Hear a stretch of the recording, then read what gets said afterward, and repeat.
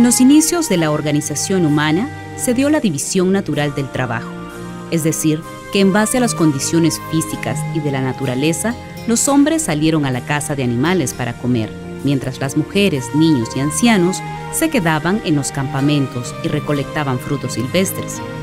Con el tiempo, la mujer fue desarrollando habilidades de domesticación de animales y comienza a observar el comportamiento de las semillas al caer en la tierra, iniciando así el proceso de agricultura y cría de animales.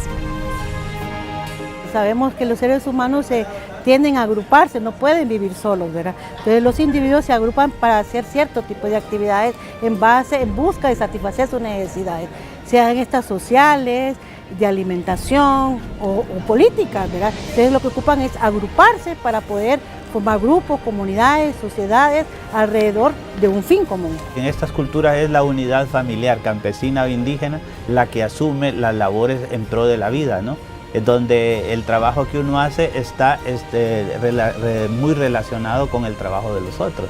Mujeres también preparan comidas en el otro, y los hombres hacen el trabajo que es de volver a llevar la comida a la casa, ¿no? Pero digamos, hay cultura entre los más indígenas, sí, la mujer, por ejemplo, hace mucha labor agrícola y labor del hogar y labor de cuidado de los niños. División del trabajo natural, ¿verdad?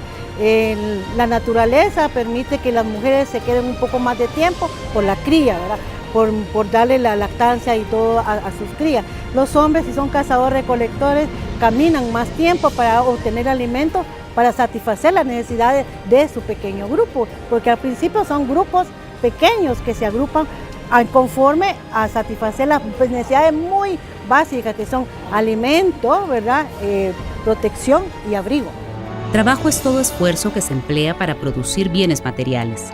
Basados en esta definición, el valor de ese bien o producto estará definido por la cantidad de trabajo que se emplea para crearlo. Pero también surge el valor de uso, y este definirá si las personas compran o no el producto.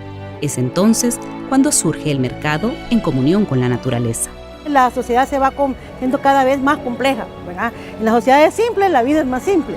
Entonces, en las sociedades complejas nacen las leyes, las regulaciones que los mismos seres humanos creamos para poder organizarnos en base a un evento, a una situación o a una institución. En toda Honduras eran famosos los tianguis, ¿verdad? Incluso no hay pueblo importante de Honduras, tradicional, antiguo, que no tenga su ceiba o su árbol hermoso en el centro, porque la ceiba era el árbol de los comerciantes sobre todo los aztecas, y entonces en torno a la ceiba eran como sitios de mercado.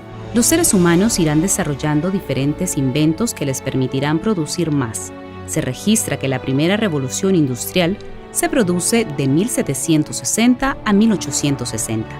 Este periodo de tiempo se caracterizó por la mecanización de la industria y de la agricultura, la aplicación de la fuerza motriz en la industria, el desarrollo del sistema fabril, el aceleramiento de los transportes y las comunicaciones, el aumento notable del dominio capitalista en toda la actividad económica. Pero todo esto creará una atmósfera desfavorable para los trabajadores, ya que no existía una jornada laboral establecida, seguridad laboral, pagos justos. Las condiciones en las que vivían las y los trabajadores eran de hacinamiento, insalubres. En ese momento, lo importante era producir, vender, dinero. Cansados de todo eso, la clase trabajadora luchará por mejorar las condiciones de trabajo. La necesidad de abrigarse, protegerse y alimentarse es la que provoca otras necesidades, que es el trabajar para obtener esos elementos que van a ayudar a satisfacer sus propias necesidades. Entonces, cada día el trabajo, entre más trabajaba, más beneficios se supone que debía de tener. Pero en otras épocas, no necesariamente estaba regulado cuánto tiempo de trabajo era correcto, cuánto tiempo de trabajo era suficiente que un ser humano hiciera independientemente de su edad. Si ustedes se acuerdan, primero las mujeres trabajaban hasta niños pequeños, ¿verdad?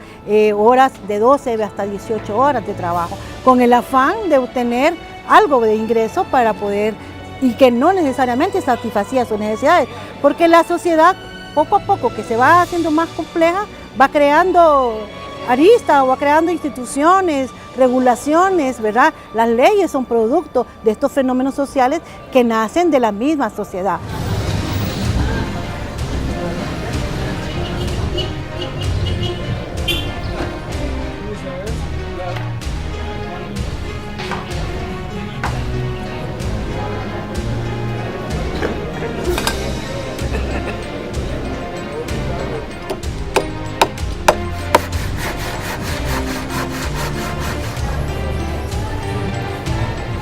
En Honduras, el surgimiento de la clase obrera será a partir de la conformación del Estado hondureño, después de la época de la colonia y con la llegada de las empresas mineras. Luego vendrán las bananeras, que sin la existencia de leyes e instituciones que velasen por los derechos de las y los trabajadores, se convierten en un lugar poco favorable para desarrollarse laboralmente. Se organizan las y los trabajadores para luchar por sus derechos, y surge la huelga del 54. Se paralizan las actividades, las bananeras reportan pérdidas millonarias y al final se logra establecer una legislación acorde a las necesidades laborales reportadas en ese momento.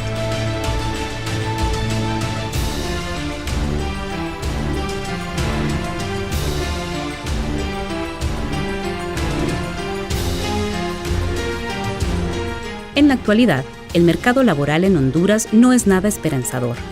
Los índices de desempleo, subempleo y trabajo infantil demuestran la necesidad de contar con políticas públicas de Estado que generen oportunidades para el desarrollo integral de las personas. Los jóvenes andan en busca de trabajo, pero un trabajo que sea flexible, que les ayude a combinar entre la parte de educación formal, pero también que les permita horarios en los cuales ellos puedan trabajar. Es interesante ver en este contexto porque el comportamiento es diferenciado tanto en lo urbano como en lo rural. En lo urbano los jóvenes tienen objetivos, tienen metas de poder tener un nivel de educación al nivel más alto para así tener salarios que vayan conforme al nivel de educación que ellos tienen. En la parte rural, si bien es cierto, también los jóvenes tienen expectativas de poder mejorar sus ingresos, pero no ven tan así el nivel educativo.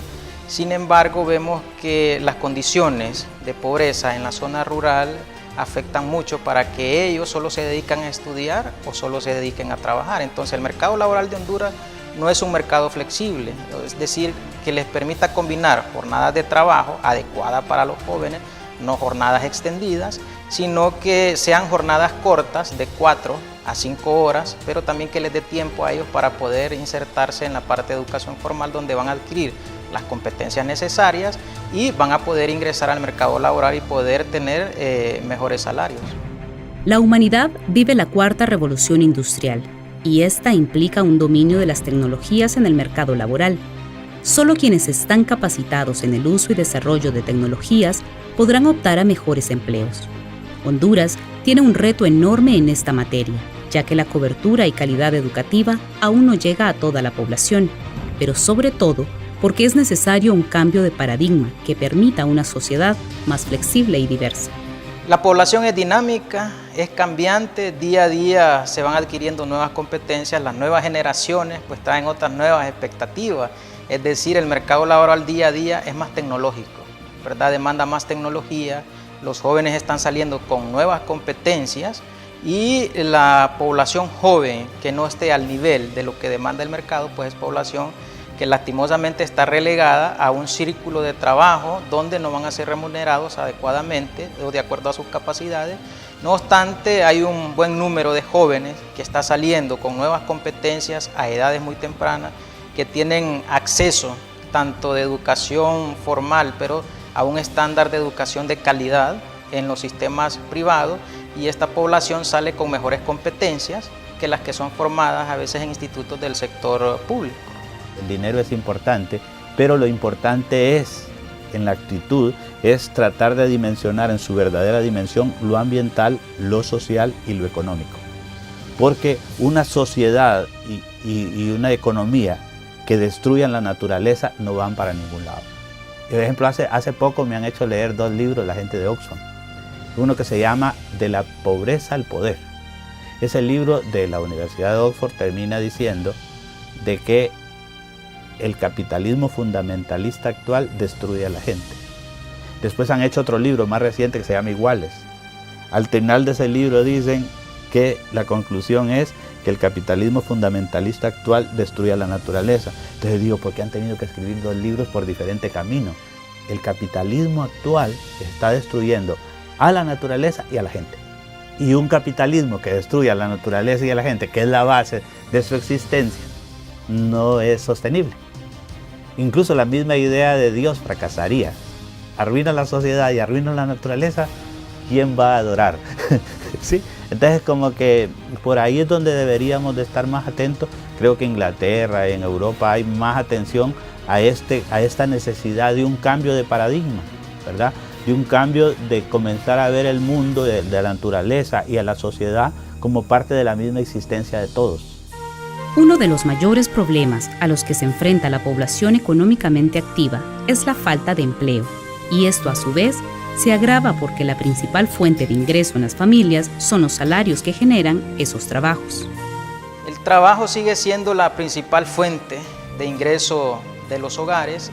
Muchos de los jóvenes vienen de hogares que están conformados por más de 5 personas, es decir, que están en el mercado de trabajo tal vez no porque ellos desean, sino porque las condiciones en las cuales viven dentro de los hogares pues los lleva a buscar mejores ingresos para que su familia pueda tener más fuentes de ingreso y salir de ese círculo de la pobreza. La mayor parte de la población se inserta en actividades que son poco productivas, y al hacer actividades que son poco productivas pues hay una baja remuneración de ingreso, y podemos decir que gran parte de la juventud está inserta en actividades que prácticamente los salarios son de subsistencia, es decir, que no les permite pues, que tengan para el esparcimiento, sino que lo que ellos ganan básicamente para cubrir parte del costo de la canasta básica de alimentos. Ese es el secreto, tener la capacidad de moverse. ¿Por qué los países asiáticos cambian de producto? Porque un día están haciendo pelotas de fútbol en el taller y otros están haciendo guantes y otros están haciendo... Entonces esa flexibilidad es la que ayuda a superar casi todo en la vida, ¿verdad? Entonces si nosotros nos acostumbramos a recibir solo un sueldo, nos da miedo hasta que nos saquen, ¿verdad? En cambio, si estamos atentos a la vida, haciendo cosas, por ejemplo, a veces digo yo, ahorita que no hay trabajo voy a hacer algo que no pagan, pero que yo creo en eso. Entonces ir haciendo eso, entonces cuando se presentan las oportunidades uno tiene algo que ofrecer. Bueno, con las publicaciones me ha pasado mucho eso, ¿verdad? Si yo no voy como hormiga haciendo las cosas, cuando se presenta la oportunidad de hacer algo, no hay oferta. Ajá. ¿Sí? No hay oferta y nadie me va a pagar por ir a buscar información para hacer estos libros. Me pagan para publicarlos, pero no para investigar. Entonces, esa es cómo se aporta en esa línea, cómo somos más emprendedores y más buscando la diversidad. Cuando nosotros vemos la relación del salario mínimo y vemos el costo de la canasta básica, nos damos cuenta que el salario mínimo solo cubre el 80% del costo de la canasta básica. Hay un 20% de déficit que no hay, los hogares no tienen el ingreso para poder cubrir este costo de la canasta básica de alimentos. Entonces, por ende, el mayor número de personas del hogar va a buscar una fuente para poder cubrir ese costo de la canasta básica de alimentos. Cada día, los seres humanos son más complejos, por ello las sociedades se vuelven menos simples. El mercado laboral es un espacio donde quienes conocen más logran mejores oportunidades y quienes tienen la coyuntura de desarrollar sus ideas y acoplar estas a la tecnología tienen mayor probabilidad de suplir sus necesidades.